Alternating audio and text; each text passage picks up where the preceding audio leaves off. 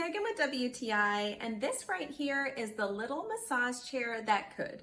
The Synca Wellness CirC massage chair. I was over the moon excited to get this chair. It came completely assembled. All I had to do was plug it in and I was ready to enjoy a massage. Let me tell you, the massage that this thing delivers is amazing. I love how I can use the remote control to really customize the massage to whatever I'm in the mood for. It offers air pressure, it has shiatsu style massage, heat, roller massage, and I can choose what part of my body I want to focus on. One of my favorite features is the heat feature. I pretty much use it with every single massage. I know I'm going to appreciate that feature even more when the winter hits and I'm enjoying a cozy evening in. A lot of massage chairs that I've seen are really big and clunky, and to be honest, they can be a bit of an eyesore. That is not the case at all with this one. I find the really sleek and streamlined design of this chair to be super appealing. I was struck and really impressed by how compact it is. However, due to its genius design,